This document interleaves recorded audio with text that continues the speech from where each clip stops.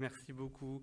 Merci, bonjour à toutes et à tous. Je co-dirige effectivement l'Espace éthique Île-de-France, qui est à la fois un lieu de réflexion, de débat, de recherche et de formation sur l'éthique en santé. Et je suis aussi prof associé à Paris-Saclay, où j'enseigne l'éthique et la philosophie en faculté de médecine, donc à de futurs médecins, notamment, tout au long de leur cursus. Je vais essayer de parler de 3 choses ce matin. Accompagner, essayer de creuser un peu cette notion. Accompagner dans un double contexte, dans le contexte du polyhandicap, et en spécifiant encore accompagner le polyhandicap dans le contexte spécifique de la crise grave que nous traversons aujourd'hui. Je dis nous parce que je pense que c'est une crise que traverse le secteur du polyhandicap, que traverse plus largement le secteur médico-social, le champ de la santé également. Donc c'est une crise qui est particulièrement aiguë dans votre secteur, j'y reviendrai, mais qui fait écho à une crise plus large. Donc je vais essayer de spécifier. On m'avait demandé de passer de l'idéal à la réalité. Donc voilà, qu'est-ce que ça peut vouloir dire accompagner? Je vais poser quelques briques. Dans ce contexte particulier du polyhandicap et dans ce contexte encore plus particulier de ce moment très particulier qu'on traverse aujourd'hui, pas juste aujourd'hui, mais depuis quelques années maintenant, d'une crise qui dure.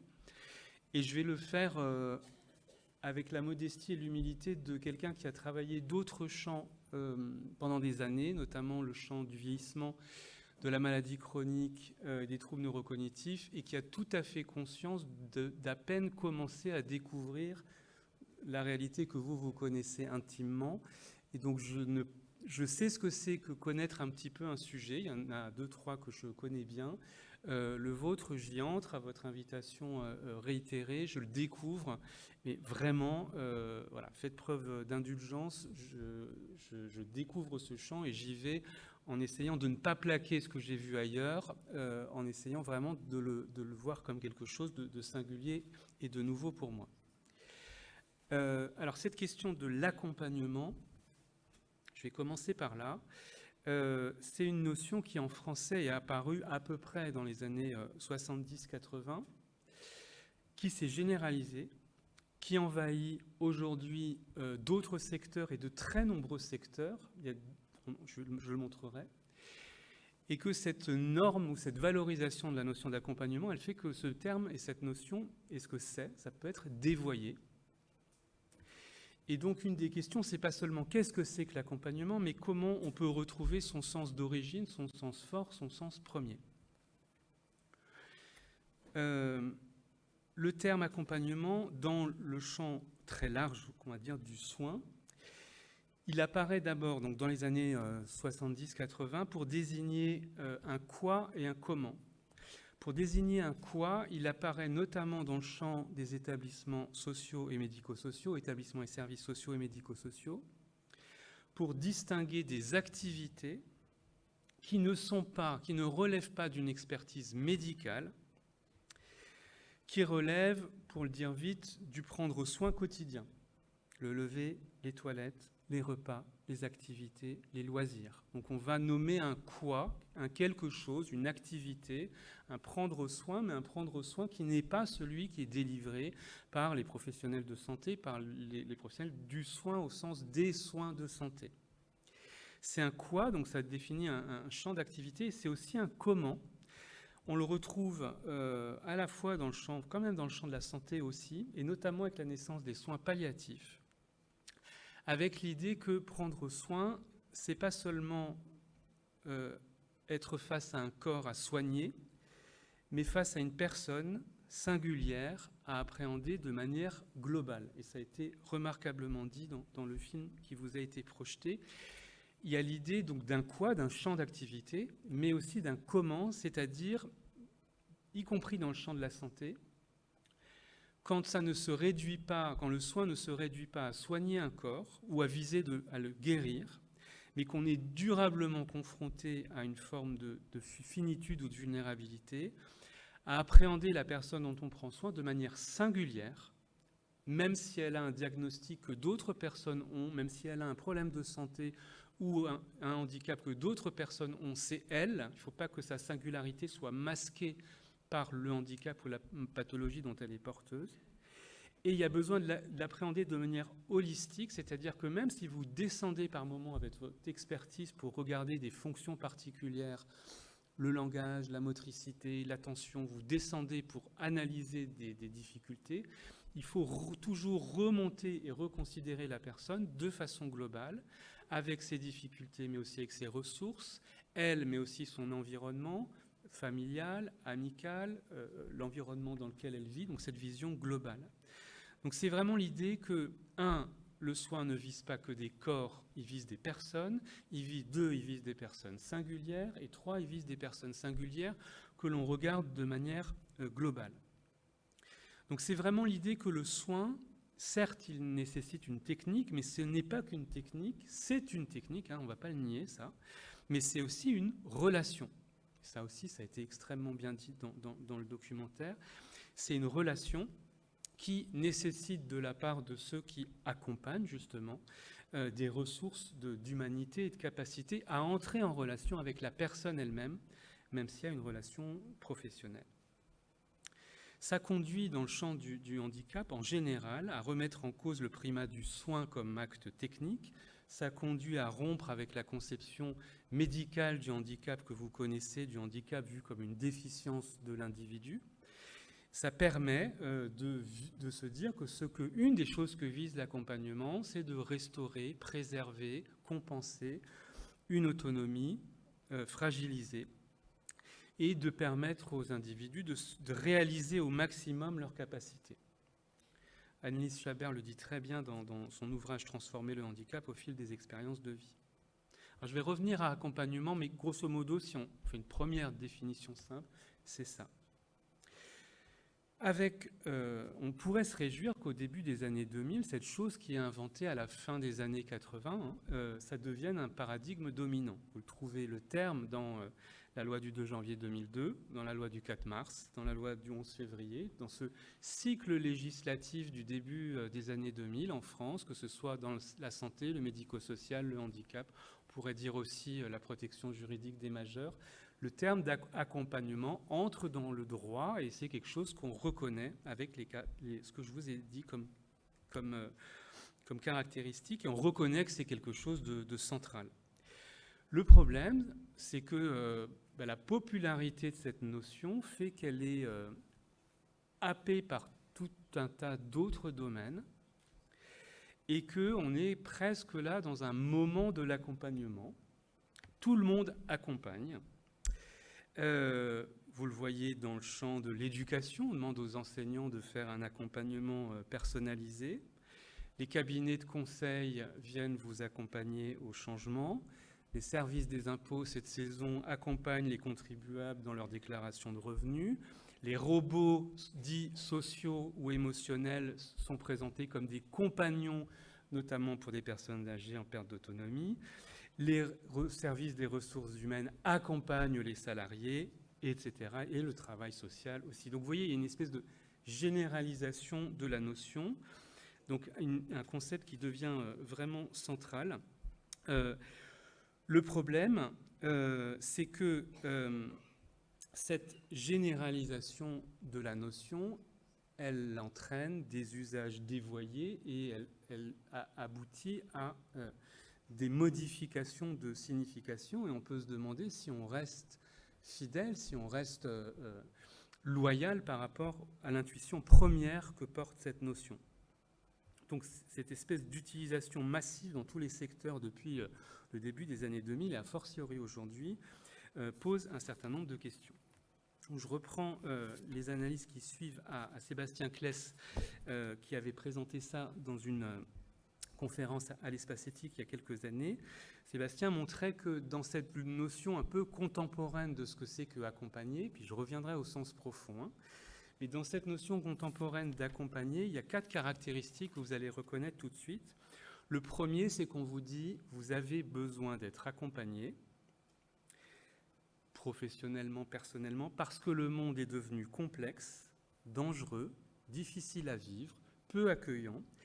Et Big Mother va vous aider à vous adapter à ce monde devenu hostile. Donc vous ne le savez pas encore, mais vous avez besoin d'être accompagné. Deuxièmement, deuxième gimmick, l'usager au centre du dispositif. Ça, Sébastien le montrait très bien.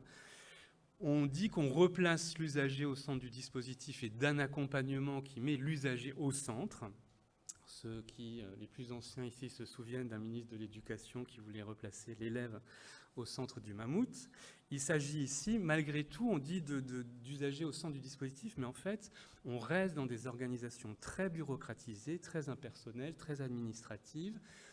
Et l'univers de l'usager au centre du dispositif, ça ressemble plus au procès ou au château de Franz Kafka qu'à quelque chose qui est vraiment centré sur la personne. Troisièmement, dans ces logiques d'accompagnement, il y a très souvent d'énormes difficultés des acteurs à se coordonner. On parle de situations complexes et en fait, ça montre la difficulté des acteurs du système à se coordonner, à travailler ensemble. Ils viennent de différents niveaux, on est organisé en silos et la prise en charge de l'accompagnement de situations complexes, il montre toute la difficulté de la coordination. Et enfin, c'est le dernier point que j'emprunte à Sébastien, c'est cette idée que l'idée d'accompagnement, elle est très étroitement associée aujourd'hui à la notion de projet personnalisé ou de projet individualisé. On le demande par exemple aux salariés aussi. Bon. Il y a derrière ça l'idée qu'on va nous responsabiliser quant à la réussite de notre projet individuel. Si on échoue dans notre projet individuel, c'est de notre faute. Ce n'est pas du fait des logiques sociales et organisationnelles. L'accompagnement en mode projet, il nie d'une certaine façon et il occulte toutes les dimensions, les logiques sociales et organisationnelles qui peuvent faire qu'on échoue ou on réussit. Je vous passe mon petit couplet sur le passage d'une société disciplinaire à une société de contrôle. On ne va pas sombrer dans la paranoïa totale, mais vous voyez ce que ça veut dire, un dévoiement de la notion d'accompagnement. Ça peut être récupéré, c'est une notion qui peut être récupérée, d'ailleurs la notion d'autonomie dont je parlais il y a quelques années l'est aussi souvent, mais ça peut être récupéré dans une logique qui est totalement contraire à la prise en compte de l'individu dans sa singularité, dans sa globalité, pour essayer de renforcer sa capacité d'autonomie. Donc si on essaye de retourner au sens d'origine de la notion, si on essaye de se recentrer, de se refocaliser sur quelque chose, sur son sens fondamental, je vais mettre plusieurs choses sur la table et puis vous verrez ce que vous prenez. Mais je trouve que dans accompagnement, étymologiquement, il y a l'idée de compagnon et l'idée de compagnonnage. Accompagner, il y a l'idée, le terme central, si vous enlevez le préfixe, c'est l'idée qu'on est en compagnie, on est des compagnons, et on fait une forme de compagnonnage. Donc ça renvoie à cette logique aussi des compagnons dans les métiers, de ceux qui s'apprennent mutuellement des métiers. Donc il y a quand même l'idée d'un mouvement d'émancipation et d'accompagnement émancipateur d'une relation qui n'est pas une relation symétrique, égalitaire au début, mais qui vise fondamentalement à le devenir. On ne vise pas à rester dans une relation inégalitaire. Et donc moi, très, très spontanément, compagnonnage, ça me fait penser à Brassens, ça me fait penser à l'Auvergnat, ça me fait penser à la chaleur humaine, avant de penser à des techniques, etc., à la chaleur, à la convivialité, à la présence, être là, pas lâcher, pas abandonner, avoir des ressources d'humanité qui font qu'on est présent. Quand il dit on est des amis, on n'est pas des amis choisis comme Montaigne et la Boétie, c'est pas un compagnonnage au sens des amis au sens aristocratique du terme, comme le décrit la Boétie, c'est des copains. C'est des copains, alors pas au sens, attention, quand on le transpose dans le médico-social, on ne devient pas le copain de la personne qu'on accompagne, mais copain chez Brassens au sens d'une solidarité, d'une fraternité en humanité. C'est celui avec qui on partage le pain, celui qui partage avec nous un monde commun. Et c'est ça qui me semble important, celui qui partage avec nous un monde commun. Je ne vais pas rentrer, on pourrait, mais à ce moment-là, je reviendrai, parce que je n'aurai pas le temps aujourd'hui, se demander si cette entrée, cet accompagnement, il suppose de reconnaître autrui comme un semblable. Dans la philosophie contemporaine, vous avez deux chemins, Ricoeur, Lévinas. Ricoeur pense qu'on entre dans une relation d'amitié, que l'amitié, le soutien, l'aide, ça suppose une forme de reconnaissance, et c'est parce que je reconnais en autrui un semblable que je parviens à l'aider. Lévinas ne pense pas ça. Lévinas pense qu'il peut y avoir une aide, un soutien, un accompagnement, un rapport éthique à autrui, de la sollicitude, sans qu'il y ait préalablement une forme de reconnaissance d'un semblable. Donc il ne le fonde pas nécessairement là-dessus, il le fonde sur par contre l'identification d'une vulnérabilité, d'un besoin, d'un appel, ce qu'il appelle le visage de l'autre. Mais cette question de savoir si j'ai besoin, si la reconnaissance est un préalable, ça il faudrait le creuser. En tout cas, ce n'est pas certain pour la philosophie actuelle. L'idée surtout, me semble-t-il, c'est que dans cette notion d'accompagnement, si on essaye de le ressaisir au sens fort et pas être dans l'idéologie que j'ai essayé de décrire, il y a l'idée, s'il n'y a pas l'idée d'un projet individuel, il y a l'idée d'un projet commun, il y a l'idée d'un dialogue, et il y a l'idée d'une durée. Il y a une temporalité propre de l'accompagnement, qui est un accompagnement dans la durée, ce qui ne veut pas dire qu'il n'y a pas des moments de crise et qu'il n'y a pas des moments où il faut prendre des décisions, il n'y a pas des moments aigus, mais il y a une forme de longueur de l'accompagnement, il y a une forme de promesse dans l'accompagnement. Je suis là aujourd'hui et sous-entendu, je serai ou nous serons aussi là demain. Il y a une forme de promesse, me semble-t-il, de non-abandon dans cette logique ou cette pensée de l'accompagnement. Et il y a l'idée surtout que pour rester fidèle à lui-même, l'accompagnement, il faut qu'il humanise en permanence, ou en tout cas qu'il s'abstienne, et que son risque, c'est en permanence de déshumaniser. De déshumaniser par l'aide, de déshumaniser en aidant physiquement, mais en ne considérant pas la personne. Et donc l'accompagnement, il est bordé par un risque de déshumanisation, et il essaye de rester en relation avec celui avec lequel ou celle avec laquelle on partage un monde commun. Ça suppose probablement que l'accompagnant, les accompagnants, ils doivent eux-mêmes savoir se faire accompagner. Ça suppose probablement une forme d'humilité, ça suppose aussi probablement une forme de discrétion, se faire accompagner par leur pairs, des gens qui exercent déjà ce métier, se faire accompagner peut-être par les familles des personnes dont ils et elles prennent soin, peut-être par les personnes dont ils prennent soin eux-mêmes. L'accompagnant doit savoir se faire accompagner.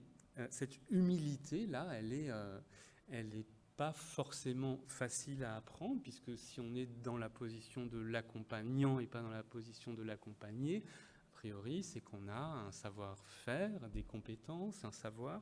Donc cette humilité, elle est centrale. L'accompagnement émancipateur, ça suppose aussi que même si l'objet ou la raison d'être de l'accompagnement, c'est une forme de vulnérabilité, et c'est ça qui le légitime, et Georges Tolus l'a très bien dit, c'est la raison d'être de l'accompagnement, c'est qu'il y a une forme de vulnérabilité, de précarité d'existence fondamentale. Mais la finalité de l'accompagnement, c'est pas de faire perdurer cette vulnérabilité ou cette situation, cette relation de vulnérabilité, mais au contraire, c'est une forme d'émancipation. Sébastien Claes parlait avec d'autres d'empuissancement, pour pas dire, c'est pas du pouvoir, c'est pas un pouvoir sûr, c'est augmenter sa puissance d'agir, savoir s'effacer pour laisser autrui advenir. Et donc, il me semble, je vais vraiment résumer ça comme ça, il me semble que si on essaie de revenir au cœur de ce que c'est que l'accompagnement et accompagner, il me semble que c'est tout simplement une des traductions françaises possibles d'un mot anglais que vous connaissez tous, qui est le care. Il y a eu des débats picrocolins entre spécialistes de philosophie morale pendant des années, au début des années 2000, de savoir est-ce qu'on pouvait traduire le mot care dans Éthique du care, dans John Tronto, dans Carol Gilligan. Est-ce que ce terme, il peut avoir une traduction française? Parce qu'il est très polysémique. On a essayé sollicitude, mais c'est un peu compliqué. Care est un mot de la langue ordinaire en anglais. On a essayé soins, mais soins en français, on se demande toujours s'il y a un S ou pas de S, et ça va du côté des soins de santé, alors que dans care, il y a autre chose.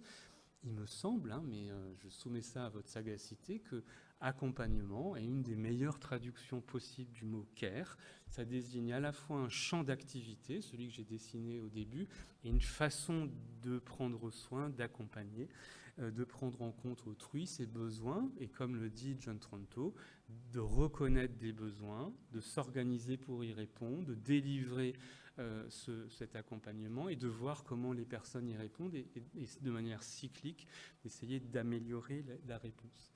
Donc, pour moi, c'est ça. L'accompagnement est à peu près synonyme de care. Qu'est-ce que c'est que sa visée? À mon avis, sa visée, c'est ce que je vous ai présenté, je ne sais plus, il y a 2 ou 3 ans, mais c'est une visée d'autonomie. C'est sous-tendu par une vulnérabilité, mais c'est soutenir, préserver une forme d'autonomie, mais entendue de manière riche, fonctionnelle, morale et civile, c'est-à-dire de ne pas réduire l'autonomie à l'autonomie physique, cognitive, intellectuelle, et même quand elle est minime, la soutenir dans ce qu'elle peut être, ne pas la réduire au fonctionnel, c'est-à-dire s'interroger sur ce dont les personnes se soucient, sur ce dont elles prennent soin, même quand elles n'ont pas accès à une expression très élaborée, même lorsqu'elles n'ont pas pu réfléchir à leurs valeurs, à leur vision de la vie, même quand elles n'ont pas pu élaborer une vision du bien, il y a malgré tout des choses qui leur causent de la joie et de la tristesse, du plaisir, du déplaisir, dont elles prennent soin, dont elles se soucient, être attentif à ça. C'est ce que j'appelle, moi, être attentif à l'autonomie morale. Et troisièmement, être attentif à l'autonomie, ce que j'appelle l'autonomie civile, c'est-à-dire reconnaître qu'on est partie prenante d'une série de communautés d'appartenance, qu'on est partie prenante d'une famille élargie, une famille, un noyau familial, d'une famille élargie, de groupes différents, de groupes professionnels et d'une communauté nationale et d'une communauté humaine, et que c'est pas parce qu'on est porteur de vulnérabilité qu'on en est exclu. Donc il me semble que voilà, accompagner, pour moi, c'est ça, c'est soutenir ces 3 dimensions de l'autonomie, en prendre soin au sens où les Anglais disent « take care », fais attention à toi, mais prends soin. Vous voyez que c'est exigeant, que c'est technique, ça demande un savoir-faire, un savoir-être aussi probablement, mais que voilà, le sens premier, ça me semble être ça. Il me reste 10 minutes, c'est ça à peu près? Ok. Si on spécifie ça dans le champ du handicap, et du polyhandicap en particulier, on voit que cet accompagnement-là, l'accompagnement des personnes polyhandicapées, on va y retrouver toutes les difficultés, tous les paradoxes de l'accompagnement ou du care qu'on connaît dans d'autres champs, mais on va les retrouver radicalisés, on va les retrouver avec une acuité particulière. J'aime beaucoup cette idée que cet accompagnement, il suppose d'aller au-delà de ce qu'Elisabeth Zuckman appelait la violence des apparences, aller au-delà de ce qu'on voit au premier regard, vous le citiez, et cette idée que cet accompagnement, il consiste en une rencontre, en une véritable attention à l'autre, en la reconnaissance à minima du fait qu'on partage un monde commun, et de discerner des aptitudes, des désirs, des attentes. Mon point là, il va être plutôt, parce que ça on y a beaucoup insisté, je trouve, sur l'éthique de l'accompagnement. Vous voyez, ne pas réduire la personne à ses déficits, ne pas réduire l'accompagnement à un soin du corps, ne pas réduire regarder la personne de manière singulière. Ça, c'est la philosophie de l'accompagnement.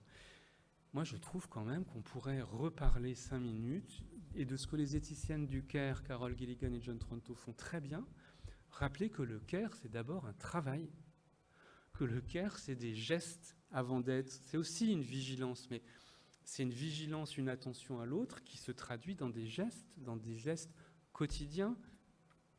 Faire une toilette, laver, habiller, déplacer, tourner...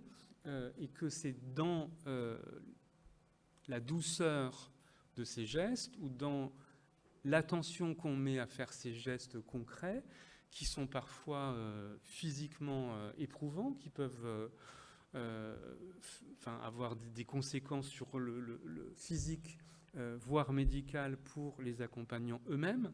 Ce corps à corps, là, c'est ça l'accompagnement aussi, parce qu'on a tendance à l'intellectualiser complètement, mais je ne veux surtout pas faire ça. Je pense que dans le champ du soin en général, du care en général, mais dans le champ du polyhandicap en particulier, le care, c'est d'abord des gestes physiques, un corps à corps, et un corps à corps répétitif, c'est pas une fois, c'est plusieurs fois par jour, c'est tous les jours. Et donc on entre dans un temps qui n'est pas le temps linéaire du progrès ou de l'innovation, mais qui est dans le temps répétitif, patient, lent, de gestes qu'on fait, qu'on refait, et en essayant de ne pas sombrer dans une forme d'automatisme ou de routine, et de rester présent à ce qu'on fait avec toute la difficulté. Donc je voudrais insister quand même sur le fait que, voilà, si l'accompagnement, c'est une forme de care, et de care qui prend soin de l'autonomie dans ses différentes dimensions, vous voyez bien à quel point le polyhandicap constitue un défi encore plus aigu pour le care, puisque d'une part, l'autonomie qui est présente, qu'elle soit fonctionnelle, morale ou civile, au départ, elle est faible, elle est fragile, c'est une petite flamme qu'on essaye d'entretenir. Donc, il est encore plus faible que dans d'autres situations de vulnérabilité. C'est des situations de vulnérabilité maximale, au plan du fonctionnel, au plan du moral, de ce qu'on souhaite, de ses choix, de sa vision de la vie, et au point de vue de sa place dans la société. Donc, on voit bien à quel point c'est totalement paradoxal de prendre soin d'une autonomie qui est à ce point fragilisée. Et se dire, même dans ces situations où elle est extrêmement fragilisée, ça a encore un sens d'être là et de veiller sur cette autonomie-là. Mais ça passe, par des gestes, par du corps à corps et par du corps à corps répétitif. Ça me semble vraiment fondamental. Les éthiciennes du care n'arrêtent pas de le dire. Le care, c'est pas seulement se soucier à distance. Ça, c'est ce que disent-elles, c'est ce que font les hommes en général. Ils organisent la prise en charge, font ça à distance. Mais qui fait le job, qui fait le travail concret du care et physique du care, c'est, disent-elles, souvent des femmes et souvent de certaines femmes dans la société. Donc c'est un travail corporel. Et deux, c'est un travail au sens dans une organisation avec un salaire, une rémunération, des conditions de travail, du burn-out, de la fatigue, des remplacements, des congés, des plannings à faire. Enfin, c'est toute cette dimension travail. C'est pas quelque chose qui est hors sol, qui est une notion philosophique. Ça s'inscrit dans la société, dans des organisations et un financement, bien sûr, et des formations de l'ensemble. Donc, vous voyez, j'essaie de montrer premièrement, qu'est-ce qu'on peut entendre par accompagnement, et en disant en gros, c'est ce qu'on appelle le care, et de montrer que dans accompagner le polyhandicap, ça radicalise les tensions ou les difficultés inhérentes au care en général. Et vous êtes dans une forme de care ultime, au sens où on va au bout de l'intuition qui est à la racine de cet accompagnement. La crise là-dedans, faut quand même en dire deux mots. Pour moi, c'est une crise multiple, il faut bien la décrire, je vais le faire vite là, mais on pourrait dire, premièrement, c'est une crise un peu des formations, une crise de difficultés qui est ancienne, de difficultés à trouver et à former correctement à cette prise en charge, à cet accompagnement très particulier, très complexe, et à avoir des personnels formés, dont on réactualise la formation régulièrement, dont on puisse le faire dans de bonnes conditions. Deuxièmement, l'attractivité de ces métiers. C'est varié, l'attractivité, ça ne se réduit pas à la rémunération. Enfin, quand même, il n'y a pas de raison qu'on exclue la dimension de la rémunération, de l'attractivité de ces métiers. Et là aussi, on est face à une crise. Et on a une troisième crise, me semble-t-il, qui est liée mais là qui est plus récente, qui qui a un peu commencé avant le Covid, qui s'est radicalisé avec la pandémie, des conditions de travail, du fait qu'il manque des gens, qu'il y a des listes d'attente extrêmement nombreuses et que quand on est dedans, on fait appel à des intérimaires, on doit faire appel à des remplaçants parce que on a un manque de personnel pour assumer ces tâches, et ce qui crée une situation de tension dehors dans les listes d'attente et dedans avec des conditions de travail qui sont très, très délicates. Donc moi, il me semble que ce n'est pas seulement une crise du secteur, hein. On peut le voir de manière un peu technocratique et dire le secteur est en crise. Moi, je ne crois pas que ce soit le secteur du polyhandicap ou du médico-social ou de la santé au sens très large qui est en crise. C'est une crise qui a d'abord des conséquences majeures pour les personnes elles-mêmes, pour les personnes polyhandicapées elles-mêmes, pour leurs proches et pour les professionnels. Pour les proches notamment, il me semble que dans ces situations-là, mais on le voit dans d'autres champs, on le voit en psychiatrie par exemple, et en pédopsychiatrie notamment, où les familles, avec des listes d'attente et des délais d'attente extrêmement longs, deviennent la variable d'ajustement d'un système, et on leur demande de supporter des situations qu'elles ne supporteraient pas du tout en temps normal, et de s'adapter aux carences du système.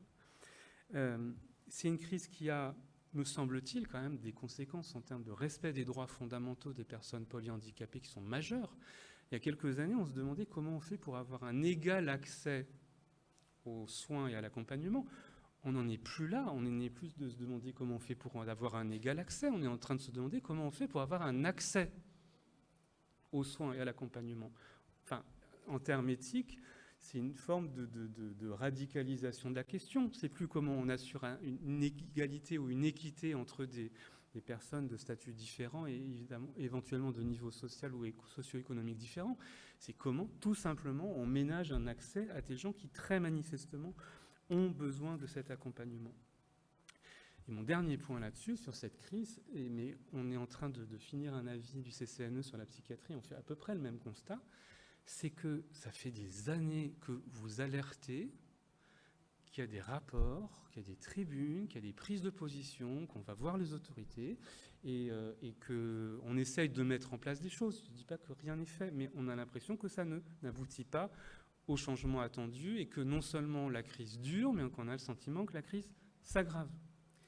Et donc là, il y a quelque chose de paradoxal, c'est cette forme quasi, en tout cas, de sentiment d'indifférence qu'on a. C'est comme si cette crise ne suscitait, et les témoignages qu'on donne sur les conséquences que ça a sur les familles, sur l'atteinte aux droits fondamentaux des personnes accompagnées et sur la souffrance éthique, morale, professionnelle des soignants, c'est comme si, je ne dis pas que c'est le cas, mais c'est comme si ça suscitait exclusivement de l'indifférence, comme s'il y avait une forme de redoublement de la relégation, de redoublement de la stigmatisation de ces situations de vie, de ces vulnérabilités extrêmes qu'on ne veut pas voir et dont on ne veut pas non plus entendre parler des difficultés.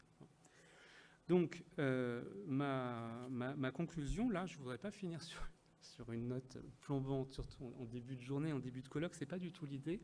Je vais essayer de vous montrer ce que ça suggère en moi, mais la première chose, c'est que vous voyez que la crise, elle risque de rendre l'accompagnement au sens où on l'a décrit, au sens où on y tient, vraiment difficile, voire impossible.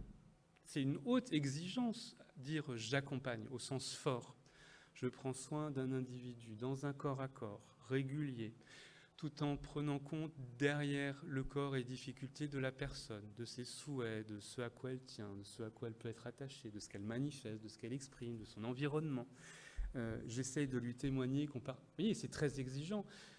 S'il n'y a pas les formations nécessaires, l'attractivité, les personnels en nombre suffisant et les conditions de travail qui permettent de le délivrer, petit à petit, on se resserre sur les capacités de résilience, d'adaptation, d'engagement des professionnels, mais qui donnent toujours plus pour essayer d'être à la hauteur de cet accompagnement dans des conditions toujours pires. Bon, donc ce qu'on appelle la banalisation du mode dégradé, là, elle me semble rendre très difficile l'accompagnement au sens exigeant que j'ai essayé de définir et dont vous êtes porteur.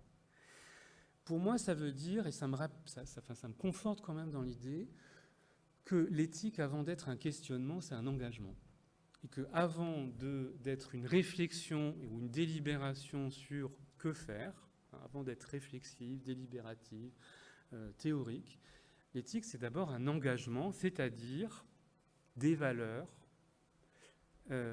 qui sont vraiment immergées dans des pratiques, immergées dans des conduites, immergées dans des gestes. La façon dont on pose le gant sur un visage, du ton de la voix avec lequel on parle à quelqu'un, de la douceur avec laquelle on peut le manipuler, le tourner ou l'aider à se lever ou à se déplacer. Elle est là, l'éthique.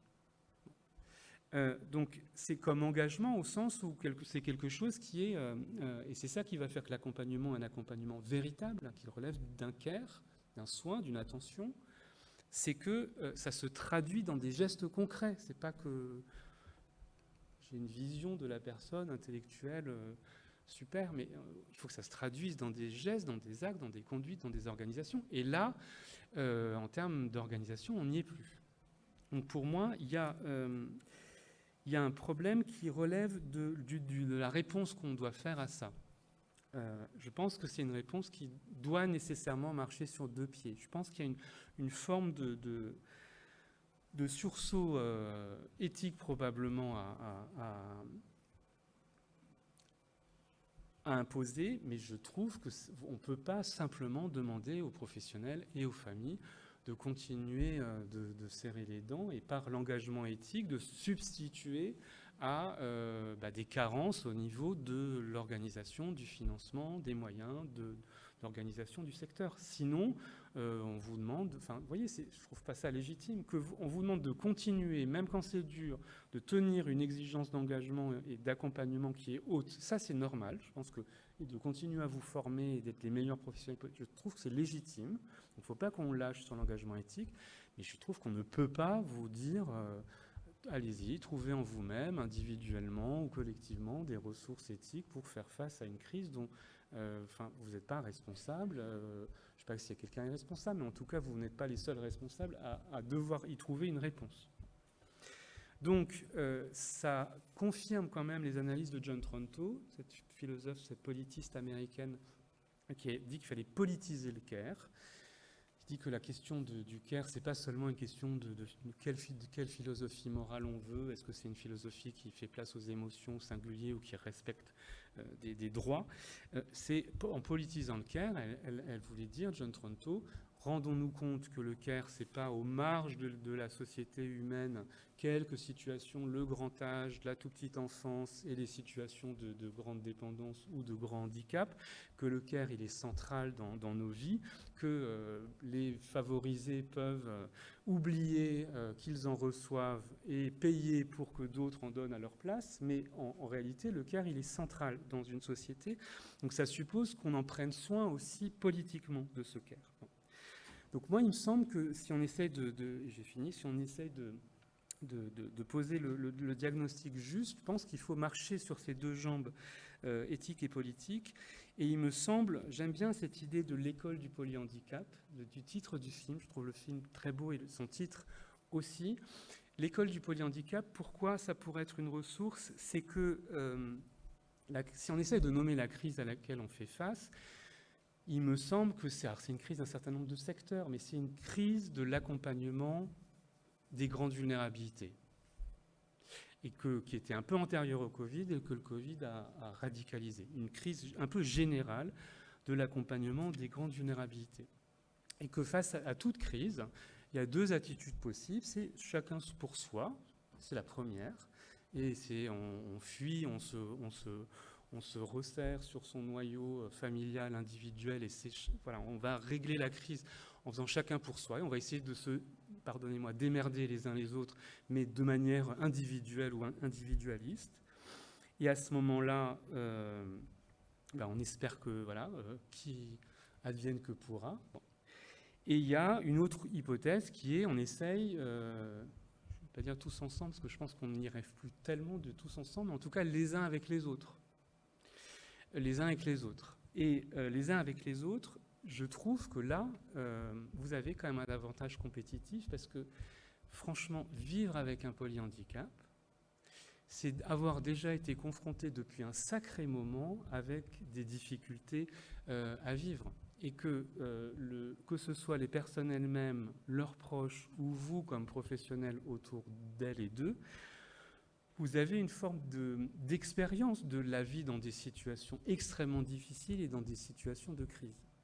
Donc moi, personnellement, hein, si j'avais à faire face à une situation de crise, et on sent qu'elle s'étend, je trouve que se mettre à l'école du polyhandicap, au sens où aller voir les ressources qui ont été développées dans ce domaine, les ressources de savoir, mais aussi les ressources de savoir-faire et d'entraide, je trouve que